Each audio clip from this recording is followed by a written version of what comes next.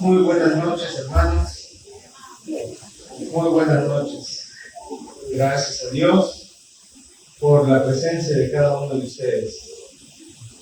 Bien, hemos estado estudiando un libro, ¿se acuerdan? Una iglesia muy amada, muy querida, pero aún cuando tenía muchas virtudes, todavía necesitaba ser perfeccionada, ¿verdad? ¿Se acuerdan qué iglesia era? ¿Se acuerdan? Segunda a los tesalonicenses, ¿no? Pablo dice, ustedes son gozo, corona mía, ¿no? Y incluso les dice, yo me glorío de ustedes en otras iglesias. Cuando voy a otras iglesias, yo digo, miren, allí hay una iglesia ejemplar, ¿no? Entonces, es una iglesia modelo. Sin embargo, toda iglesia, por muy buena que sea, tiene también, ¿no?, necesidades espirituales. Entonces, Pablo está tratando de corregir algunas deficiencias. Ya ha mandado una carta y se esperaría que con esa carta ya se termine el asunto, ¿no? Ya les he escrito, he aclarado sus dudas, pero Satanás no descansa. Aun si la iglesia es muy fuerte, muy firme, aun si la iglesia es muy linda, tiene mucho amor para con sus propios miembros, Satanás no descansa. Entonces ahora Satanás está atacando por otro lado. En el capítulo 1 hemos visto que Satanás ataca por medio de la persecución, ¿no? Hemos visto en el capítulo 1 que ellos están siendo perseguidos, atribulados. Hemos visto el versículo 7, ¿no? 1:7, y a vosotros que sois atribulados, versículo 4, tanto que nosotros mismos nos gloriamos de vosotros en las iglesias de Dios por vuestra paciencia y fe en todas vuestras persecuciones y tribulaciones que soportáis. Entonces la iglesia de Tesalónica está siendo perseguida, está siendo atribulada, y ellos han mostrado dentro de eso, ¿no?, paciencia y fe. Hermanos, a lo largo de la historia se ha visto esto. Cuando la iglesia es perseguida, los hermanos más se aferran a Dios y son capaces de morir por su fe. Entonces los ataques externos no han debilitado a la iglesia, todo lo contrario, la han fortalecido. Entonces cuando Satanás no puede lograr mucho con los ataques externos, ¿desde dónde ataca? Ahora de manera interna, de adentro hacia afuera. Entonces en el capítulo 2 vemos otra estrategia por parte de Satanás. Esta vez ya no ataca desde afuera con persecuciones, sino esta vez desde los maestros que están dentro de la iglesia. Falsos maestros están enseñando falsas doctrinas. El ataque ahora es interno. Hermanos, esto que estamos viendo aquí, que ha pasado hace casi 2000 años, todavía sigue pasando en este tiempo. Todavía sigue pasando en este tiempo. Por eso es muy relevante para nosotros estudiar, ¿ya?, esta parte de la Biblia, según a los tesalonicenses. Vamos a orar y vamos a ver entonces qué nos dice el capítulo 2. ¿Ya? Padre Celestial, estamos agradecidos por tu palabra, nos guía, nos orienta, nos da luz para nuestros pies, para nuestros ojos, de tal manera que podemos caminar en medio de la oscuridad, sin tropezar. Queremos pedir ahora tu guía, tu dirección, en el nombre de Jesús. Amén. Entonces, no han funcionado los ataques externos, no han funcionado. Ellos se han aferrado más a Dios, han crecido en su fe, han crecido en su paciencia, pero entonces Satanás, que no descansa, ahora ataca desde otro ángulo. Miren el capítulo 2, versículo 1. Capítulo 2, versículo 1. Pero con respecto a la venida de nuestro Señor Jesucristo y a nuestra reunión con Él, os rogamos, hermanos. ¿Cuál es el ruego, la súplica? Versículo 2. que no os dejéis mover fácilmente de vuestro modo de pensar. Entonces aquí sale el objetivo que quiere lograr el apóstol Pablo, que estemos firmes en nuestra doctrina. Estemos firmes en nuestra doctrina. ¿Cuál es la dificultad para un miembro de una iglesia que visita constantemente diferentes denominaciones?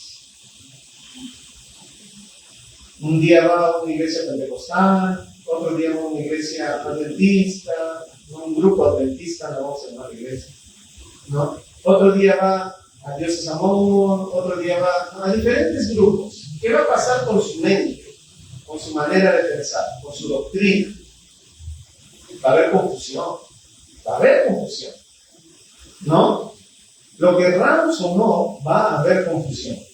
He conocido hermanos de gran corazón que han estudiado en seminarios y que después han estudiado psicología. Y los escucho ahora, ya casi no hay Biblia.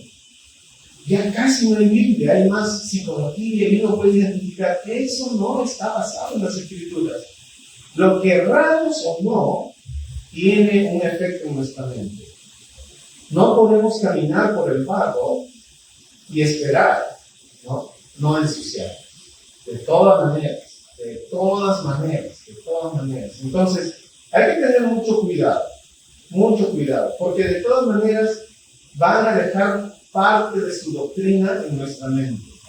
Entonces debemos aferrarnos a la palabra de Dios, debemos aferrarnos a la doctrina, porque el versículo 2 tiene un aviso para nosotros. No os dejéis mover fácilmente de vuestro modo de pensar. No se dejen mover. Aférrense a la doctrina y pase lo que pase, no hay que moverse. Ahora, ¿por qué dice esto?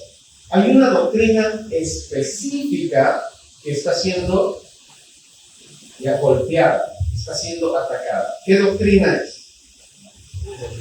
Versículo 1. La venida de nuestro Señor Jesucristo. ¿Y qué doctrina es? Cuando pensamos en la segunda venida, la venida de nuestro Señor Jesucristo, ¿qué doctrina es? Es escatología.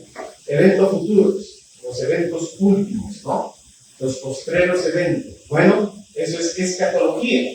Entonces, había falsos maestros que estaban enseñando, Jesús ya vino. Ahora, ¿esto ha sido tratado antes? Esta doctrina, escatología, ha sido tratada antes por Pablo con los tesalonicenses. Y la respuesta es, sí ha sido tratada. Por favor, retrocedan solo una hojita más, al libro de 1 Tesalonicenses, capítulo 4. Miren el versículo 13, ¿cuál es el título? ¿Cuál es el título? La venida del Señor. ¿Ha sido tratado o no ha sido tratado? Sí ha sido tratado. ¿Qué nos enseña esto, hermano? Ustedes saben por qué hay temas que los repito y los repito. Los que tienen aquí más de 5 años, ya hay temas que han escuchado por lo menos 2 veces. ¿Verdad? ¿Verdad o no? Sí. Hay temas que han escuchado por... Los que tienen 10 años ya al mismo tiempo que yo, hay temas que han escuchado 3 veces. ¿Hasta 4? ¿Por qué el pastor repite los temas? ¿Por qué no repite el pastor, no? Pero ya ha hablado de familia, ya ha hablado de las doctrinas, ya ha hablado de las relaciones interpersonales. ¿Por qué no vuelve a repetir? Pablo ya había tratado este tema. Miren el versículo 13, 4:13, es 1 Tesalonicenses. Tampoco queremos, hermanos, que ignoréis, o sea, ya ustedes conocen, ya les había enseñado previamente. Ahora está haciéndoles recordar. Esta es la segunda vez, ¿sí?, que enseña la misma doctrina. En la segunda carta ya es la tercera vez que enseña la misma doctrina. Solo que está aclarando puntos donde los hermanos todavía no han llegado a tener claridad. ¿Ya?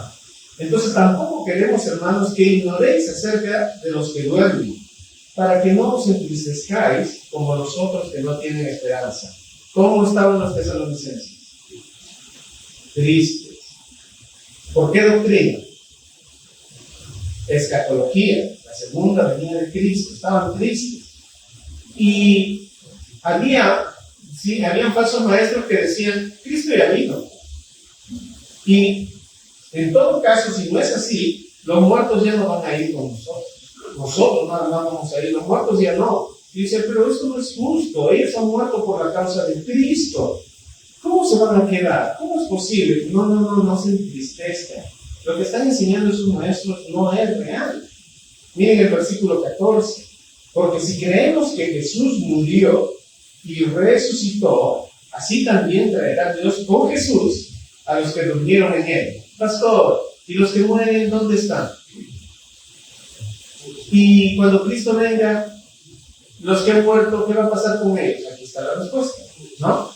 Cuando Cristo venga, ¿con quiénes va a venir? ¿Con? Dice aquí, los que durmieron en él. O sea, no es que ellos ya están en el olvido.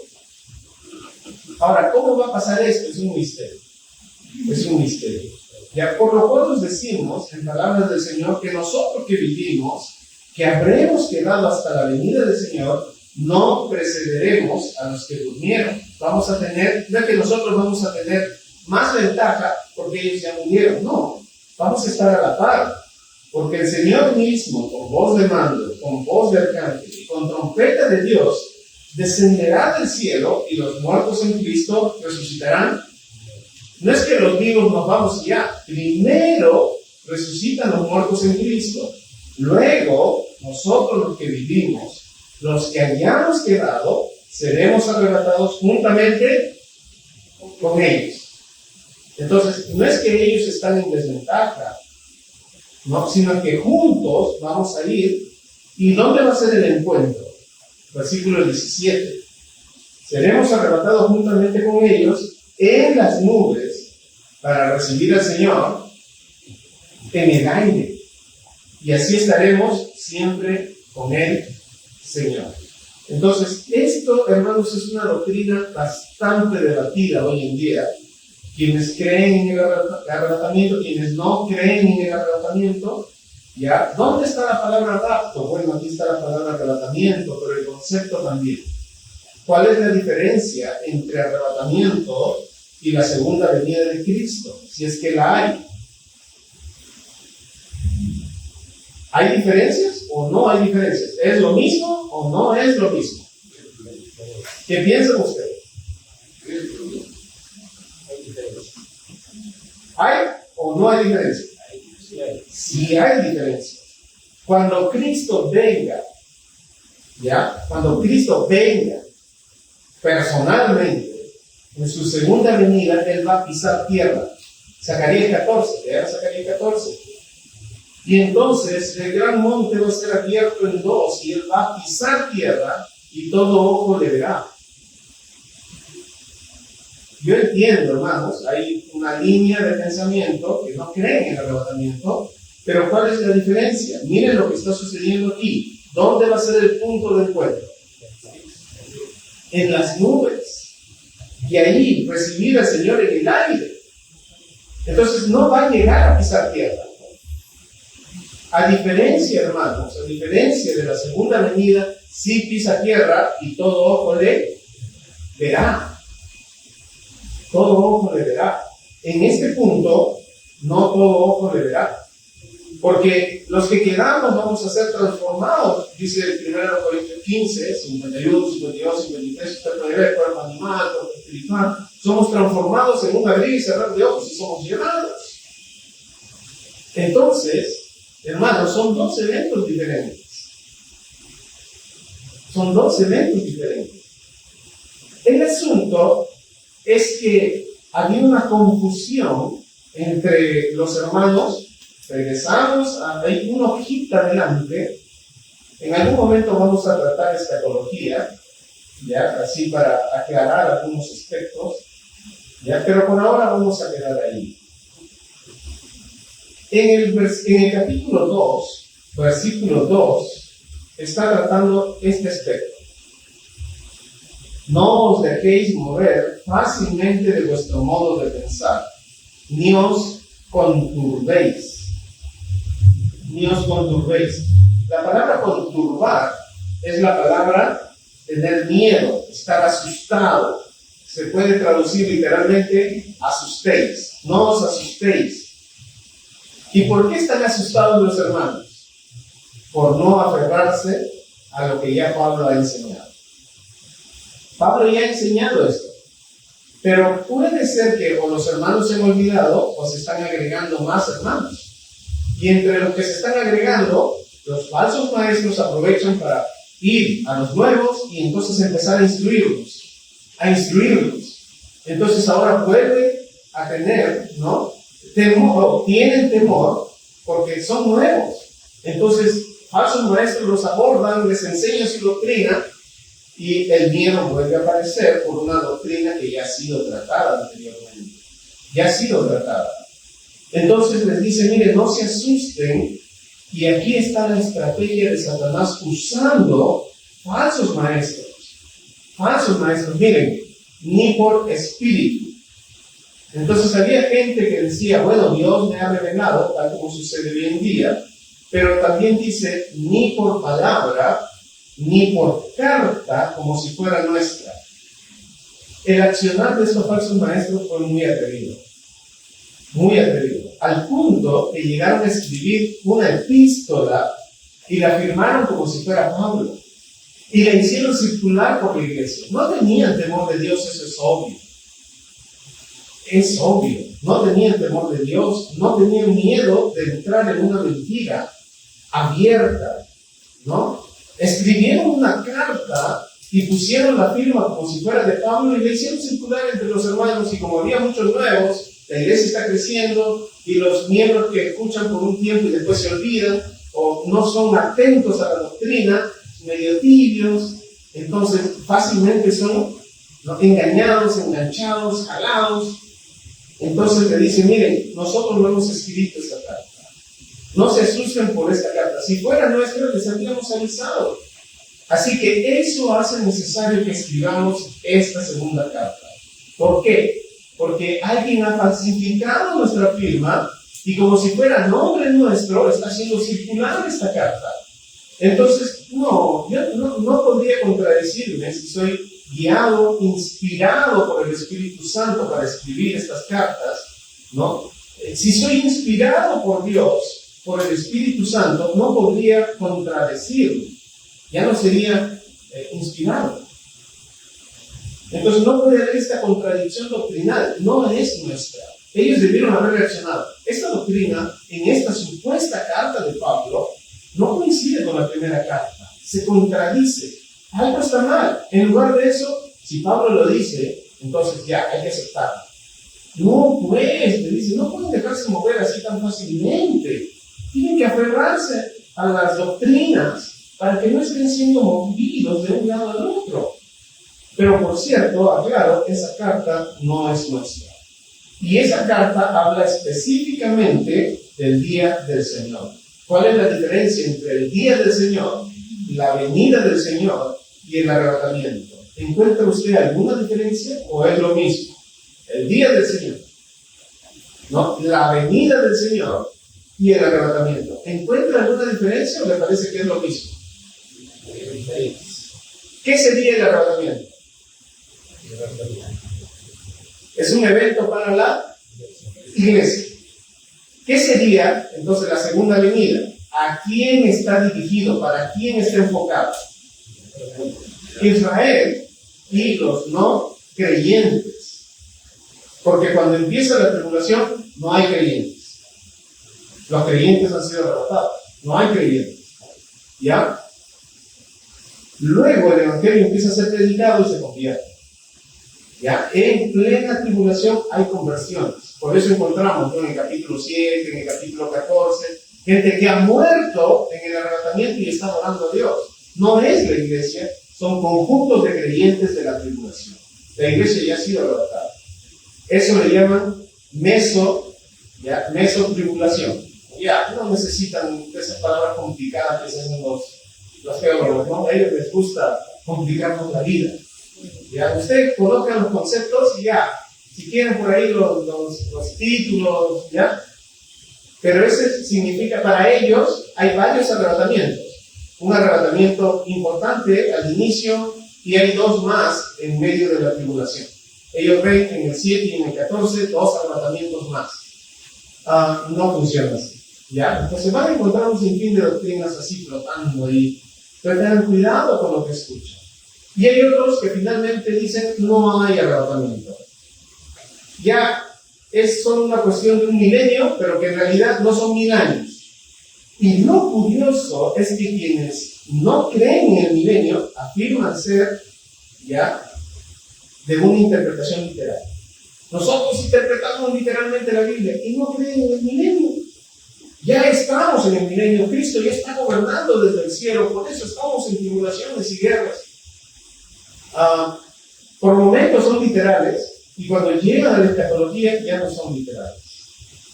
Pero ¿en qué parte de la Biblia dice milenio? ¿No? Porque usted va a escuchar eso. Ese es un invento de ustedes. ¿En qué parte de la Biblia dice? Y quiero aprovechar para mostrarles en qué parte, porque probablemente te preguntan de estas veces. Miren Apocalipsis, capítulo 20.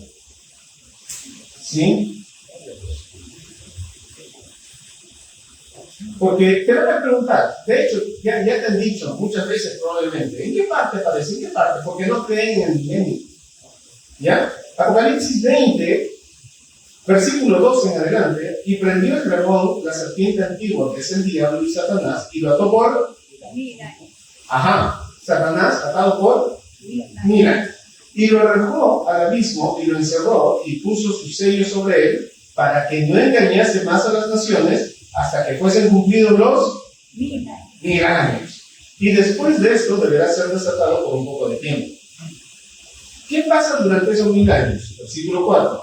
Y vi tronos y se sentaron sobre ellos los que recibieron facultades juzgar.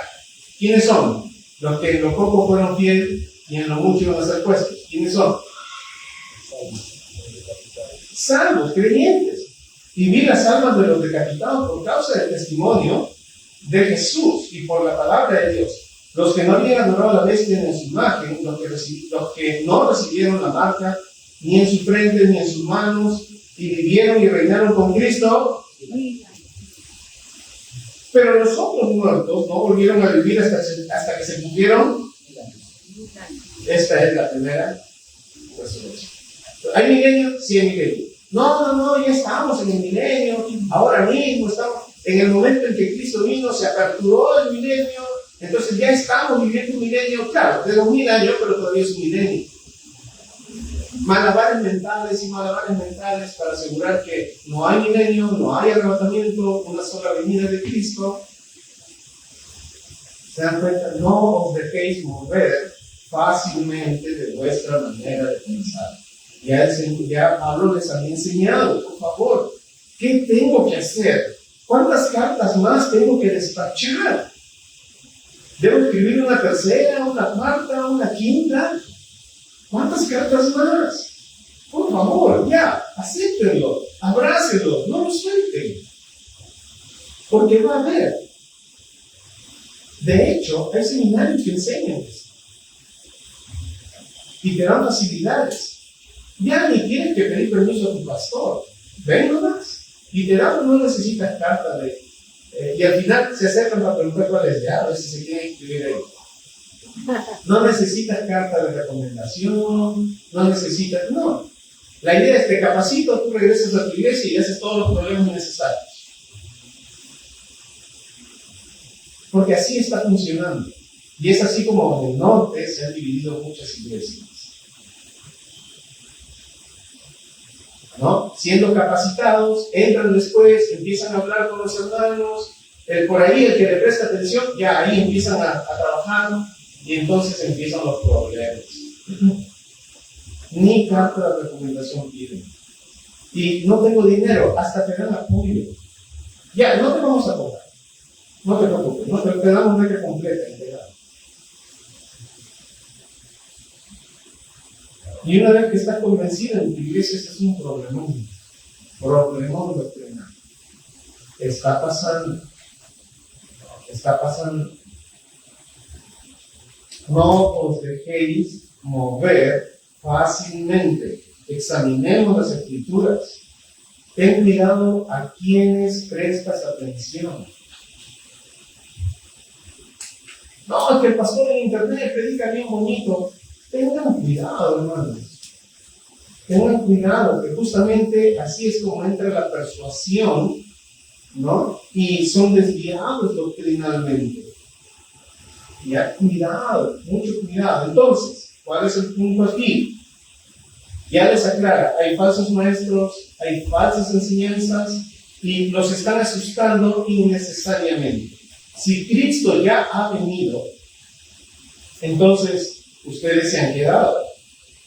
Y si ustedes ya se han quedado, entonces están bajo la ira de Dios, porque después del arrebatamiento iba a venir la tribulación. Entonces, si la tribulación, o sea, si Cristo ya vino, entonces ya están en la tribulación, están bajo la ira de Dios. Pensando en esto, retrocedemos al capítulo 1. ¿Qué es lo que ellos estaban padeciendo? Miren entonces el versículo 4 y el versículo 7. Tanto que nosotros mismos nos gloriamos de vosotros en las iglesias de Dios por vuestra paciencia y fe en todas vuestras persecuciones y... es verdad lo que dicen estos maestros. Porque si no, ¿por qué estamos siendo perseguidos? ¿Por qué estamos siendo atribulados? Entonces el arrebatamiento ya se dio. Nos hemos quedado. ¿Cómo no entender su miedo? ¿Sí? ¿Me dejo entender? Por eso están asustados. O sea, están siendo perseguidos. Los maestros falsos están diciendo, Cristo ya vino. Y ya nos hemos quedado. Entonces estamos bajo el día de la ira. ¿Recuerdan? Arrebatamiento. ¿Recuerdan cuál era el otro? Venida de Cristo, la venida del Señor y el día de la ira o el día del Señor. ¿Cuál es la diferencia entre los tres? El arrebatamiento es para la iglesia. La segunda venida es para Israel y los que quedaron en la tierra, que no eran parte de la iglesia. Y entonces, ¿qué es el día del Señor, también conocido como el día de la ira? Pues abarca todo esto. El día del Señor empieza con el arrebatamiento, continúa con la tribulación, continúa con la segunda venida de Cristo, incluso envuelve el milenio. A eso fue llamado el día del Señor. Por eso, cuando tú, mira, si haces un estudio del Antiguo Testamento, buscas la frase, el día del Señor, y vas a ver diferentes ángulos. En algún momento ves el día del Señor como ira, y por eso es llamado el día de la ira. Pero en otro momento ves como un tiempo de paz, sosiego, tranquilidad. ¿Por qué? ¿Por qué tanta contradicción? Es que no es un solo evento, sino envuelve, ya, estos tres eventos grandes, arrebatamiento, tribulación y milenio. Incluye la venida del Señor. Todo esto es llamado también el día del Señor. ¿Qué tal vamos hasta ahí? Muy bien. ¿Sí? Entonces, cuando escuchas el día del Señor, entonces tú tienes que pensar en una serie de eventos, no solo en uno. Algunos lo han relacionado solo a la venida de Cristo. Y no, eso es muy corto, es mucho más amplio. ¿Ya? Entonces, si tú miras el Antiguo Testamento, vas a notar este detalle.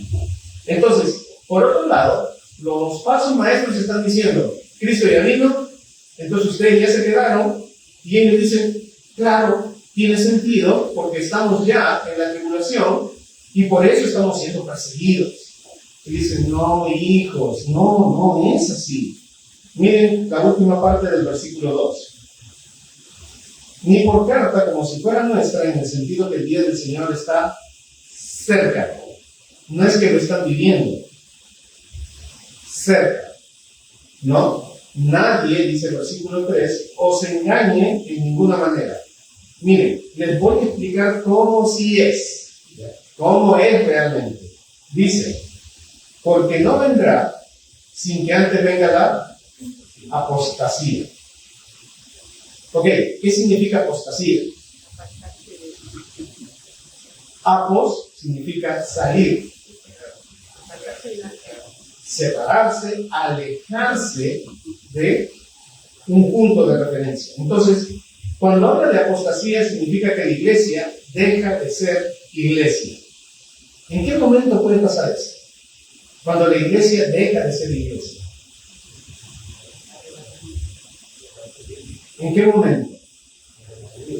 Claro, en el Apocalipsis. ¿En qué momento vemos la destrucción de la iglesia universal, la falsa iglesia universal?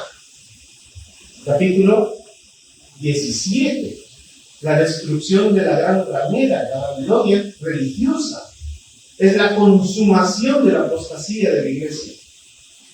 Ahora queda un grupo por ahí que hablan de todo caso social, pero ya no de Cristo.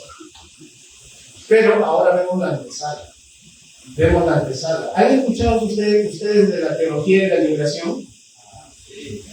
La teología de la liberación no tiene nada que ver con Cristo. No tiene nada que ver con la salvación del alma. ¿Sabes qué es lo único que piensa la teología de la liberación? Cristo vino para romper la diferencia entre ricos y pobres. No quiere que haya pobres. ¿Y cuál es el propósito de la iglesia? No es evangelizar. ¿Qué va a ser evangelizar? ¿De qué sirve que tú hables del evangelio a alguien, de la salvación de su alma, si no le das de comer? Preocúpate en darle de comer primero. Teología de la liberación. Que coman primero.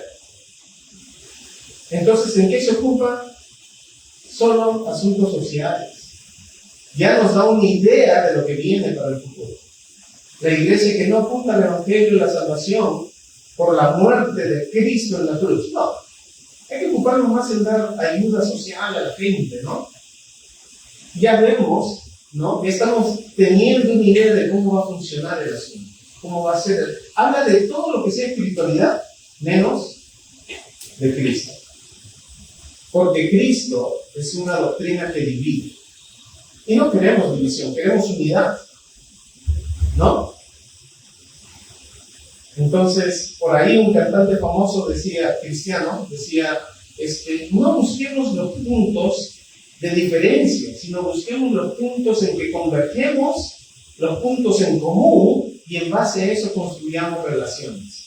Suena bonito, ¿verdad? ¿No es romántico? De hecho, hay canta romántico, ¿no? Sería algo como un radioritmo cristiano, así, se juntaran todas sus canciones. Hermanos, esa es la manera de pensar que va a haber durante ese tiempo. Unidad, pero hay que sacrificar las doctrinas claves. Lo importante es la unidad. Nadie os engañe, porque no vendrá sin que antes venga la apostasía. La iglesia va a dejar de ser iglesia. En el arrebatamiento ya no va a haber creyentes. ¿Quiénes van a ser los encargados de predicar? 144,000 judíos. Van a predicar a todo el mundo que Cristo es el Mesías. Cristo es el Mesías. Y mucha gente se va a convertir. Mucha gente va a ser asesinada por el nombre de Cristo, por la causa de Cristo. Entonces, miren, primero tiene que haber apostasía. Para esto, la iglesia ya no va a estar. Pero por otro lado, noten ustedes, versículo 3, sin que antes venga la apostasía y se manifieste el hombre de pecado. ¿En qué punto en el Apocalipsis se manifiesta el hombre de pecado? Capítulo. A ver. ¿En qué momento es expulsado del cielo Satanás? El capítulo 12. En el capítulo 12 de Apocalipsis, ¿se acuerdan? Hay una gran batalla. En los diagramas se representa como dos espadas, ¿no? Como dos espadas. Hay una gran batalla entre Satanás y Miguel. Están batallando ahí. Finalmente es arrojado a tierra. Miren el versículo 13, ¿no? El versículo 13, desde el 12. ¿No? Hay una gran batalla en el cielo. Y miren el 12:12. Por lo cual alegraos cielos, y los que moráis en ellos, ay de los moradores de la tierra y del mar, porque el diablo ha descendido a vosotros con gran ira, sabiendo que tiene poco tiempo. Sabe que le quedan solamente 3 años y medio. este punto, el capítulo 12, marca el inicio de la gran tribulación. Usted puede pensar mentalmente, capítulo 12, ya termina la tribulación y empieza la gran tribulación, capítulo 12 de Apocalipsis. ¿Por qué? Satanás es expulsado del cielo. Miren el versículo 13. Y cuando vio el dragón que había sido arrojado a la tierra, persiguió a la mujer que había dado a luz al varón, ¿no? Y entonces le empieza a perseguir. ¿Y quién es esa mujer que dio luz al varón? Israel. ¿Y quién es el varón? Cristo. Cristo. Entonces, miren un poquito más atrás, en el versículo 10, no, el 9, perdón. Y fue lanzado fuera el gran dragón, la serpiente antigua, que se llama Diablo y Satanás, el cual engaña al mundo entero, fue arrojado a la tierra y sus ángeles fueron arrojados con él. Ahora noten el 10. Entonces oí una gran voz en el cielo que decía: ahora ha venido la salvación, el poder y el reino de nuestro Dios y la autoridad de su Cristo, porque ha sido lanzado fuera el acusador de nuestros hermanos, el que los acusaba delante de nuestro Dios día y noche. Para entenderlo un poquito más, aquí en este punto nos muestra que Satanás todavía tenía acceso al cielo y entraba a la presencia del Dios Altísimo y le decía: ¿has visto a Daniel? ¿Ves lo que está haciendo? ¿Has visto a César, Carlos? ¿Has visto a Juan? ¿Has visto no? Así, ¿los has visto? Mira, cuando está solito, mira lo que hace, mira lo que hace. Y así dice que es divino. Mira, entonces día y noche estaba acusando. Mira, cuando está en su trabajo, nadie lo ve, dice, mira, nadie lo ve. Nos acusaba día y noche, tenía acceso al cielo, pero en este punto ya no tiene acceso al cielo, ya no puede entrar, ya no. Es expulsado definitivamente, ya no puede entrar al cielo, entonces desciende con mucha ira, con mucha furia. Desciende a la tierra y entonces miren el versículo 12. Por lo cual, alegraos cielos y los que moráis en ellos. Satanás ya no ingresa. Pero hay de los moradores de la tierra y del mar, porque el diablo ha descendido a vosotros con gran ira, sabiendo que tiene poco tiempo. Entonces Satanás ahí en este punto se da cuenta, ¿ok? Ya no puedo entrar al cielo, me quedan 3 años y medio, tengo poco tiempo, así que a luchar. Y empieza a batallar y a matar gente, pero todavía no se manifiesta hasta el capítulo 13. Miren el capítulo 13. Oh, perdón. Es esto lo que da un sonido de... No es que yo esté respirando fuerte. Ahora sí. Entonces, en el capítulo 13 podemos ver la manifestación ya de Satanás, ¿no? Las dos bestias, ¿no? Entonces dicen que era 777. ¿Usted sabe por qué no? 777 se pasó de bestia, ¿no? ¿Qué pasa aquí? Bueno, se manifiesta una primera, ¿no? Una primera bestia, se manifiesta una primera bestia. Noten ustedes la precisión de la palabra de Dios. Capítulo 13, versículo 5. También se le dio boca, que hablaba grandes cosas y blasfemias, y se le dio autoridad para actuar 42 meses. A ver, matemáticos, ¿cuántos años son 42 meses? 3 años y medio. Sabe que le queda 3 años y medio. El capítulo 12 marca el inicio de la gran tribulación. Marca el inicio de la gran tribulación. Entonces aquí se manifiesta la primera bestia, ¿no? Y en el versículo 11 vemos a la siguiente bestia, ¿no? Dice: después vi otra bestia. Estos dos sujetos son personas. El anticristo es el del versículo 11, es una persona, es lo contrario al Cristo, y él va a hacerse pasar como el Cristo, el Mesías. Él va a hacerse pasar como el Mesías.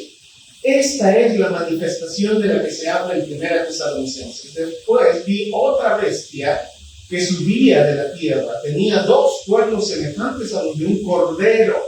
Está emulando a Cristo, pero hablaba como dragón. Quería aparentar que era el Mesías ante los judíos, pero en realidad era el dragón. Y ejerce toda la autoridad de la primera bestia, ¿no? En presencia de ella, y hace que la tierra y los moradores de ella adoren a la primera bestia. Ahora, noten ustedes versículo 13. Por favor, ténganlo presente porque cuando regresemos a Tesalonicenses, esto va a ser notorio. También hace grandes señales, de tal manera que aún hace descender fuego del cielo a la tierra delante de los hombres. ¿Quién hizo esto? Elías. Y engaña a los moradores de la tierra con señales que se le ha permitido hacer en presencia de la bestia, mandando a los moradores de la tierra que hagan imagen de la bestia que tiene la herida de espada y vivió. Ok, ahora regresamos a 2 Tesalonicenses. Tengan esto en mente, por favor, ¿ya? Nadie os engañe, versículo 3. Nadie os engañe de ninguna manera, porque no vendrá sin que antes venga la apostasía y se manifieste el hombre de pecado, el hijo de perdición, el anticristo. ¿Qué tal vamos hasta ahí? ¿Los estoy mareando? ¿Muy rápido? ¿Está bien? ¿Sí? ¿Sí? Bien. Entonces, dice que antes de la venida del Señor tienen que pasar estas 2 cosas. Vamos ubicando. Dice, nadie os engañe en ninguna manera, ¿no? Porque no vendrá sin que antes venga la apostasía y la manifestación del hijo de pecado. ¿Cuándo va a suceder estos 2 eventos? O por lo menos el segundo. En la mitad de la... Entonces, la segunda venida de Cristo, ¿cuándo debe ser? Después de la mitad de la tribulación. Si lo interpretamos literalmente, este va a ser el resultado. Entonces, ¿por qué hay bautistas que afirman ser literales y están diciendo que es un mismo evento, la segunda venida de Cristo y el arrebatamiento? Es el mismo evento. ¿Por qué? Porque no están interpretando literalmente. ¿Por cuánto tiempo se iba a manifestar el hombre de iniquidad, el hijo de pecado? 42 meses. ¿Cuánto tiempo es? 3 años. 3 años y medio. Entonces, ¿por qué rechazan esta doctrina? ¿Por qué la rechazan? Y afirman ser bautistas. No va a haber arrebatamiento. Ese es un invento de Charles Darwin. No, Nelson Darwin. Estoy hablando de una canción. Nelson Darwin. Sí, Nelson Darwin inventó esta doctrina. Está en las escrituras. No, con él empezó hace como 3 siglos atrás. Nelson Darwin. No, eso no es cierto. Está en la palabra de Dios. ¿Ya? Entonces, cuando escuches a personas que te dicen eso, no hay arrebatamiento, y hay bastantes videos en internet que hablan acerca de que no existe el arrebatamiento. Bastantes. Son posturas, ¿ya? Dicen que son muy históricas, pero no son realmente históricas. No son realmente históricas. Así que hay que tener cuidado. Pero están muy de moda, están inundando el internet, tienen bastantes recursos para hacer esto. Pero nadie os engañe de ninguna manera. Hermanos, vamos a ir concluyendo ahí, pero vamos a seguir estudiando esto porque necesitamos conocer con precisión para no ser engañados. ¿Ya? Para no ser engañados. Entonces, vuelvo a cerrar para redondear la idea. Una pregunta. ¿Es lo mismo el arrebatamiento con la segunda venida? No. ¿Pueden mencionar alguna diferencia entre el arrebatamiento y la segunda venida? Sí, el arrebatamiento. 2 por lo menos. El arrebatamiento para la iglesia. ¿Dónde va a ser el arrebatamiento para la segunda venida? Israel y el resto del mundo. Muy bien. ¿Otra diferencia? ¿Dónde va a ser el punto de la reunión? ¿En el arrebatamiento? En el aire. La segunda venida, la tierra. ¿No? Una es por la iglesia, la otra es con la iglesia. Arrebatamiento viene por la iglesia. Segunda venida viene con la iglesia. ¿Ya? Hay algunos. ¿Ya? Entonces, hermanos, no os dejéis mover fácilmente de vuestra manera de pensar. Padre Celestial, gracias por enseñarnos en tu palabra. Vemos muchas doctrinas, muchas posturas, pero queremos aprender de lo que tu palabra dice literalmente. No queremos, oh Dios, alegorizar ningún pasaje, salvo que la misma Biblia lo autorice. Ayúdanos, oh Dios, es una batalla constante. Vemos a Satanás actuando constantemente, tratando de engañar en esta doctrina, que es tan importante porque nos da esperanza. En este mundo tendremos tantas aflicciones y nuestra esperanza es que un día nos iremos con tu Hijo Jesucristo. Pero esto golpea fuertemente a nuestra esperanza. Si vamos a sufrir las mismas tribulaciones que el mundo, ¿cuál es nuestra esperanza? Hay un trato especial para la iglesia y eso es solo por tu gracia. Vamos a ser librados del día de la ira. Esa es una gran bendición, oh Dios. Padre Celestial, que tengamos esto presente en nuestros corazones, especialmente cuando pasamos momentos muy duros, muy difíciles. Que esta sea nuestra esperanza. Te lo pedimos en el nombre de Jesús. Amén. Adelante, hermano.